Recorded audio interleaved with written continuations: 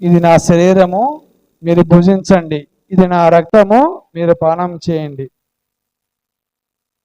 క్రీస్తునందు ప్రియ క్రైస్తవ సహోదరి సహోదరులారా, ఈనాడు తల్లి తిరుసభ యేసుప్రభు యొక్క పరమ పవిత్రమైనటువంటి శరీర రక్తాల యొక్క మహోత్సవములను కొనియాడుతూ ఉంది. అయితే మనమందరం కూడా సత్యోపదేశంలో ఈ యొక్క దివ్య సప్రసాదం అంటే సత్యోపదేశ క్లాసుల్లో మనం వింటూ ఉంటాం. కథోలిక విశ్వాసంలో 7 దివ్య సంస్కారాల్లో ఈ యొక్క దివ్య సప్రసాదం అనేది కూడా ఒక దివ్య ద్రవ్యానమానము, ఒక దివ్య సంస్కారము. అయితే చాలా మంది ఇక దివ్య సప్రసాదం తీసుకుంటున్నారు. ఎంతమంది తీసుకోవట్లేదు దివ్య సప్రసాదం?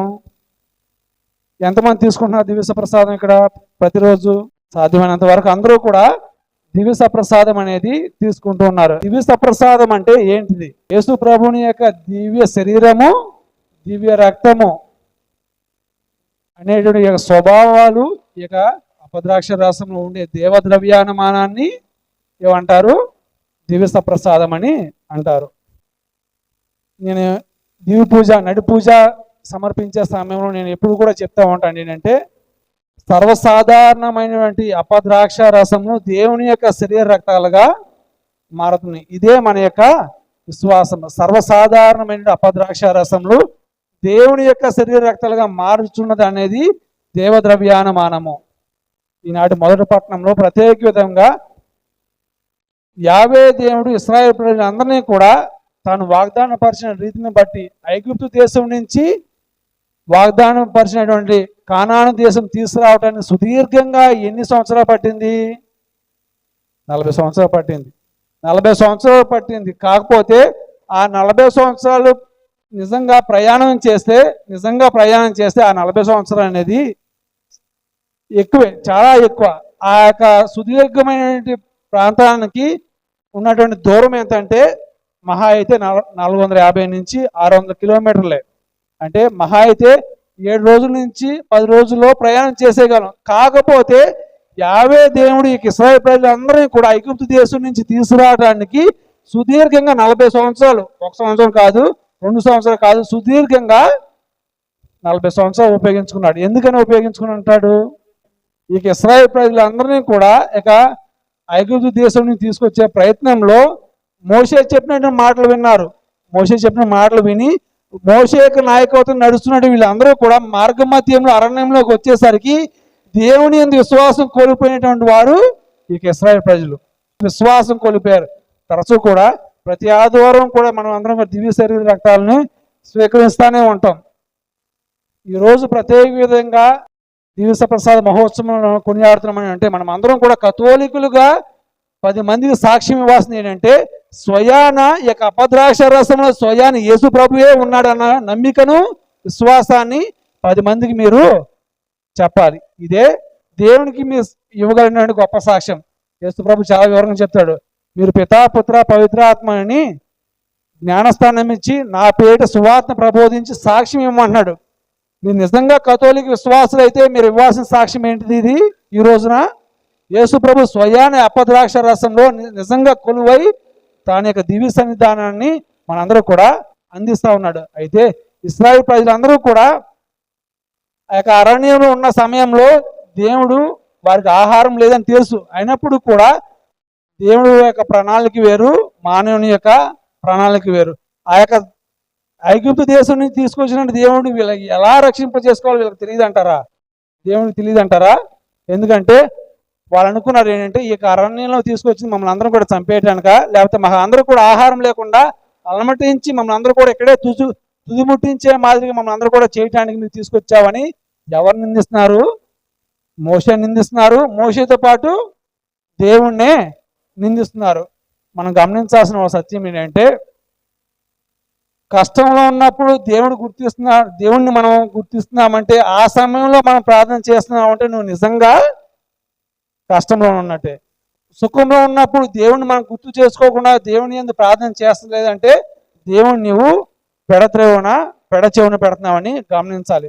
కష్టం ఐగుప్తు దేశంలో వారి బానిసత్వం ఉన్నప్పుడు కూడా ఫరో రాజు యొక్క ఆహారము మరి ముఖ్యంగా పానం చేసినప్పుడు దేవుడు వారికి గుర్తురాల, వారికి మంచి స్థలాన్ని ఇవ్వాలి, వారికి మంచి ఆశ్రయాన్ని ఇవ్వాలని దేవుడు వారిని అందరం కూడా తోడుకుని వస్తున్న సమయంలో ఆహారం కొదువైంది. నిజానికి అది కొదువు అయిందని కాదు, వారి యొక్క విశ్వాసాన్ని పరీక్షించాలని దేవుడు వారిని అలా పరీక్షించాడు. భోజనం లేకపోయేసరికి మోషే నిందించారు. కాకపోతే మోషే అక్కడ వరకు వదిలిపెట్టేశాడా? మోషే అక్కడ వదిలిపెట్టేశాడా? మోషే తీసుకున్న గొప్ప బాధ్యత ఏంటి? నా యొక్క ప్రజలు నన్ను విమర్శిస్తున్నప్పుడు కూడా, నా యొక్క ప్రజలు నన్ను తిట్టుతున్నప్పుడు కూడా ఏం చేశాడు? దేవునికి వినవించాడు. ఎందుకంటే ఇశ్రాయేల్ ప్రజలను తీసుకొచ్చాడు. యావే దేవుని యొక్క సహాయంతో మోషే ప్రభు తీసుకొచ్చాడు. అయితే ఆహారం లేని సందర్భాన్ని చూసి మోషేని తిడుతున్నారు, అదే మాదిరిగా దేవుని తిడుతున్నారు.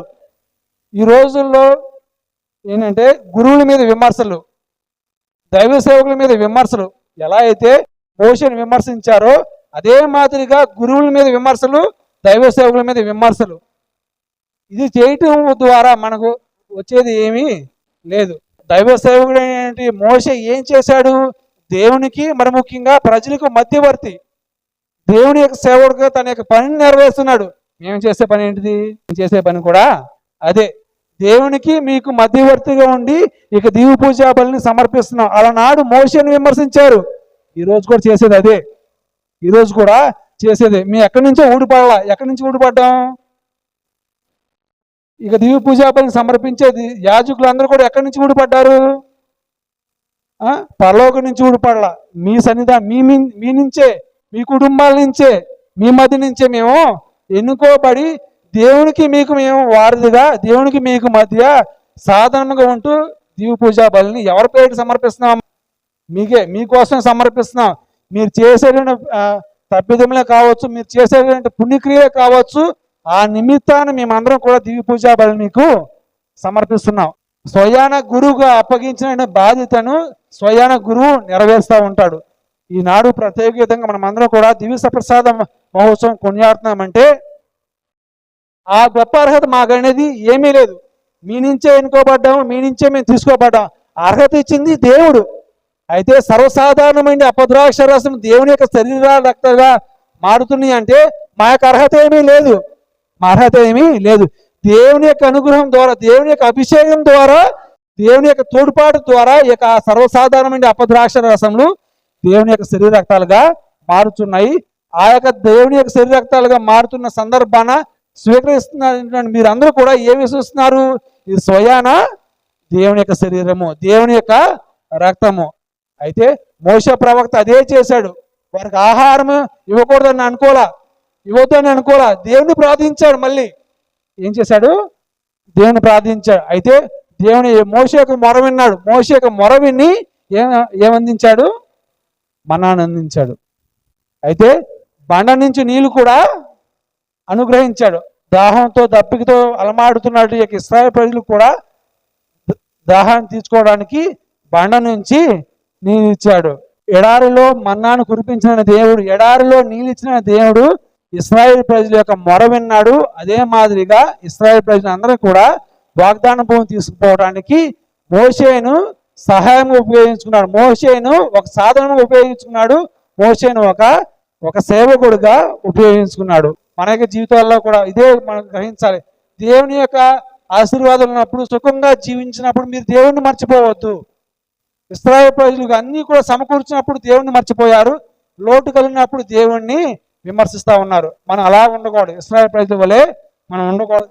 దేవుని యొక్క శరీర రక్తాలు అనేది స్వయాన దివ్య బలిలో యేసుప్రభు కనపరిచినటువంటి అత్యున్నతమైనటువంటి ఆ శిలువ బలి యాగంలో తను సమర్పించినటువంటి తన శరీర రక్తంలో అపద్రాక్ష రసంలో ఈనాడు శ్రీ సభకు అందిస్తున్నాడు. అయితే దివ్య ప్రసాదం అంటే ఏదో మనం ఏమనుకుంటామంటే అది కృతజ్ఞత బలి.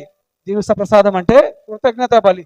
ఏ కృతజ్ఞత బలి యేసుప్రభు సమర్పించాడు? ఎవరి నిమిత్తం సమర్పించాడంటే మన పాపాల నిమిత్తమై యేసుప్రభు కృతజ్ఞత బలిని అర్పించాడు. పాత నిబంధన గ్రంథం సంఖ్యాకాండంలో 16వ అధ్యాయంలో బాలాము ప్రవక్త మార్గ మధ్యాహ్నం పోతూ ఉండగా ఏంటంటే గాడిద ముందుకు పోదు. ఒక గాడిద ముందుకు పోదు. ఎందుకంటే ఒక గాడిద దేవుని యొక్క ఉనికి గ్రహించి ముందుకు పోకుండా ఉంటుంది. ఆ సందర్భంలో గాడిద చూడగలిగింది దేవుని యొక్క ఉనికిని. దివ్య ప్రసాద ఆరాధనలో మనం దేవుని యొక్క ఉనికిని చూడగలగాలి. చూడగలిగితే గనక స్వయాన దేవుడే ఆ యొక్క దివ్య ప్రసాదంలో కొలువే ఉన్నాడన్న విశ్వాసాన్ని మనం బదులుపరచుకోవాలి. ఎందుకంటే కొన్నిసార్లు మనం ఆలోచించే ఆలోచన దేవుని యొక్క రహస్యం ముందు ఎత్తుగా ఉంటే, దానికంటే ముందుగా ఉంటే దేవుని యొక్క రహస్యం మనకి అర్థం కాదు. దేవుని యొక్క దేవద్రవ్యానం అనేది అర్థం కాదు. ఆలోచించే ఆలోచన దేవుని యొక్క రహస్యం ముందు ఎక్కువగా ఉండకూడదు. ఏముండాలి? ఎక్కువగా ఉంటే మనకి విశ్వాసం ఎక్కువగా ఉంటే నిజంగా ఆ యొక్క దివ్య ప్రసాదం ముందు దేవుడే ఉన్నాడన్న విశ్వాసాన్ని, మరి ముఖ్యంగా ఆ యొక్క అద్భుతాన్ని గ్రహించే గొప్ప సామర్థ్యాన్ని దేవుడు మీకు లభింపచేస్తాడు.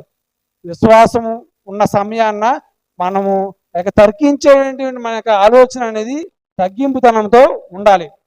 ఇశ్రాయేలు ప్రజలు 40 సంవత్సరాలు కూడా ఈ ఎడారిలో నడవటానికి కారణం ఏంటంటే వారు విశ్వాసం లేకుండా తర్కించే మాదిరిగా దేవుని మీద అనుమానిస్తున్నారు. వారికి ఒక గుణపాఠం చెప్పాలి, వారికి వినయాన్ని చేకూర్చాలి. మరి ముఖ్యంగా వారు దేవుని మీద ఆధారపడి జీవించే బిడ్డలుగా వారికి ఉండాలని ఈ 40 సంవత్సరాలు వారికి దేవుడు ఒక గుణపాఠంగా వారికి 10 రోజుల్లో గడిచిపోయే యాత్ర 40 సంవత్సరాలు చేశాడు. 10 రోజుల్లో గడిచిపోయే ప్రయాణము 40 సంవత్సరాలు చేశాడు. మన జీవితాల్లో కూడా కొన్నిసార్లు దేవుని మనం గ్రహించలేకపోతే, మన యొక్క ఆలోచన తత్వం అనేది ఎక్కువైతే గనక, విశ్వాసం కంటే ఎక్కువైతే గనక మనకు కలిగేటువంటి చేదు అనుభవాలు ఇలాగే ఉంటాయి. ఇశ్రాయేలు ప్రజలు కలిగిన చేదు అనుభవాలు లాగానే మనకు కూడా ఉంటూ ఉంటాయి.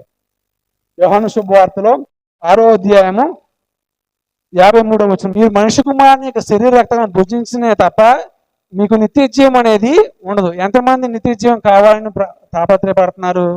ఎందుకంటే యేసు ప్రభు స్వయాన తన యొక్క శరీర రక్తాలు స్వీకరిస్తేనే కానీ నిత్య జీవం పొందుతారని చాలా వివరంగా చెప్తాడు. అది యేసు ప్రభు ఆ యొక్క సత్యాన్ని మార్చట్లా. చాలా మంది వెళ్ళిపోతున్నప్పుడు కూడా ఆ సత్యాన్ని మార్చలా, కాకపోతే అదే చెప్పాడు. తన యొక్క మాట మార్చలా, నడవడిక మార్చలా. మరి ముఖ్యంగా యేసు ప్రభు తన తండ్రి చిత్తాన్ని మార్చలా. తాను చెప్పాలనుకున్న చెప్పాడు, ఇది నా శరీరము, ఇది నా రక్తం అని చెప్పాడు.